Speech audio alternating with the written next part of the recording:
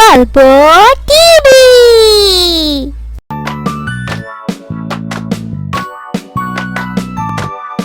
আসসালামু আলাইকুম বাবা। আসসালামু আলাইকুম বাবা। বাবা, আমি একটু আলীদের বাসায় যাচ্ছি। কেন বাবা, কোনো দরকার? এত সকালে আবার তুমি আলীদের বাসায় কেন বাবা? বাবা, আলী খুব অসুস্থ।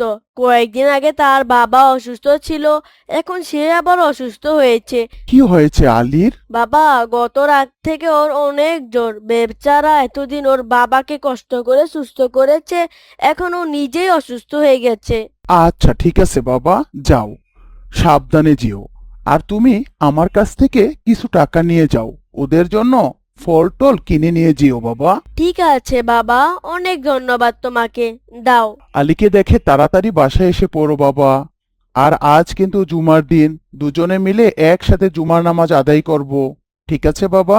ঠিক আছে বাবা, তাড়াতাড়ি আসবো। আমি বের হচ্ছি। আসসালামু আলাইকুম বাবা।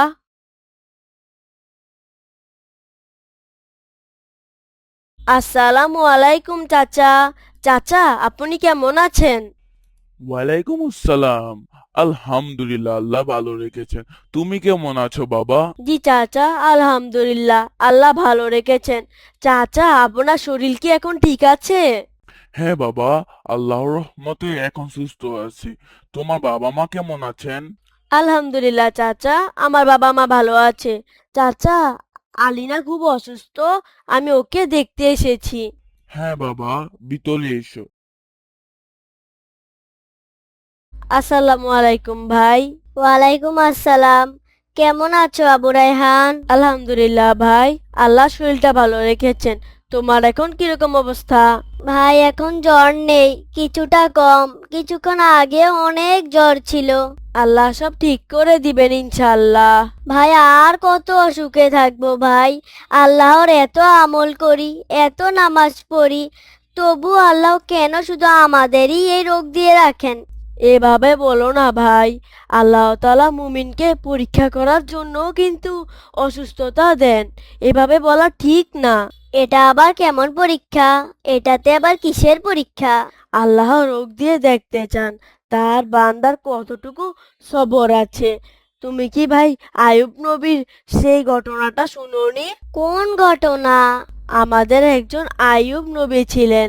তাকে আল্লাহ এক নয়, দুই নয়, তিন নয়, পুরো 18 বছর একটা রোগ দিয়েছিলেন।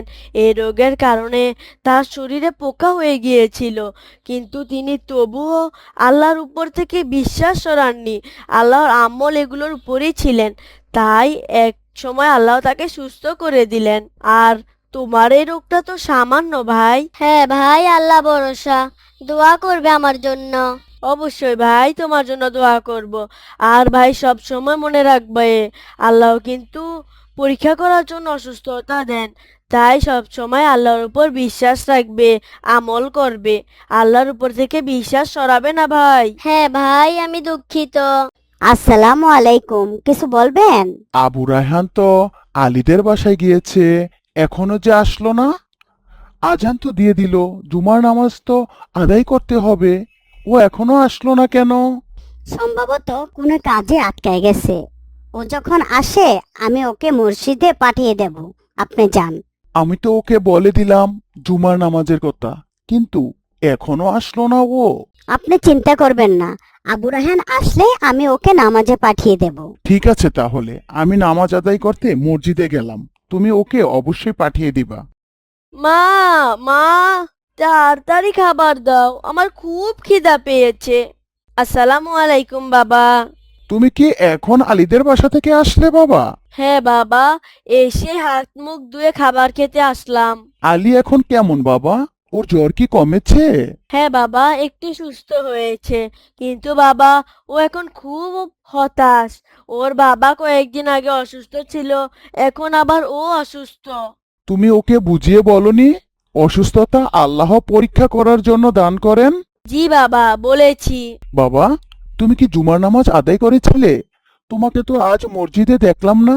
তুমি কি আলীদের বাসার পাশে ওই মসজিদে জুমার নামাজ আদায় করেছো?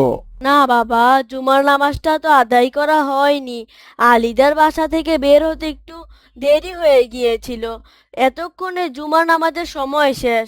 তারপর বাসায় এসে আমি জোহরের সালাত আদায় করে ফেলেছি। তুমি কি জানো বাবা, আমাদের মুসলমানদের জন্য জুমার নামাজ কতটা গুরুত্বপূর্ণ?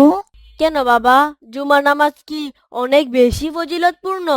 হ্যাঁ বাবা, জুমার নামাজটা ত্যাগ করা তোমার মোটেও ঠিক হয়নি। আর জুমার নামাজ আল্লাহ কাছে এত গুরুত্বপূর্ণ বাবা, কোরআনে জুমা নামক একটি সূরা আছে। আল্লাহ তাআলা বলেছেন, হে মুমিনগণ, যখন জুমার নামাজের আহ্বান জানাবে তোমরা সব কাজকর্ম শেষ করে নামাজের জন্য প্রস্তুতি নাও এবং নামাজের জন্য মসজিদে আসো। দুনিয়ার যত কাজকর্ম আছে সব ছেড়ে দাও।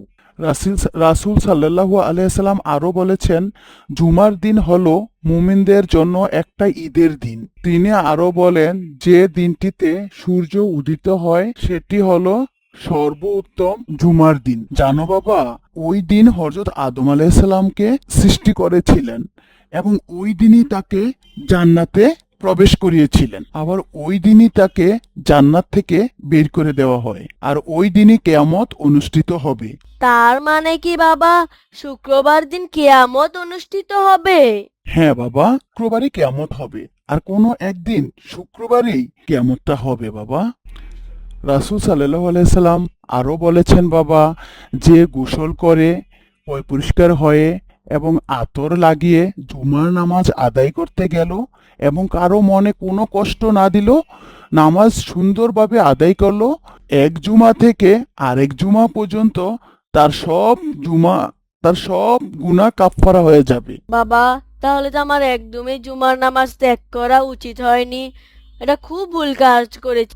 হ্যাঁ বাবা, আরেকটি মজার ব্যাপার কি জানো বাবা, আমরা যখন মসজিদে জুমার নামাজ পড়তে যাই, প্রতি কদরে আমাদের 1,96,000 সিয়াম ও কিয়ামের সওয়াব দেওয়া হয়। সুবহান আল্লাহ, আমি তো তাহলে অনেক বড় ভুল করে ফেলেছি। তাহলে বাবা, আমি আর কোনো সময় জুমার নামাজ বাদ দিব না। এখন থেকে প্রতি শুক্রবার জুমার নামাজ আদায় করব। ইনশাআল্লাহ বাবা।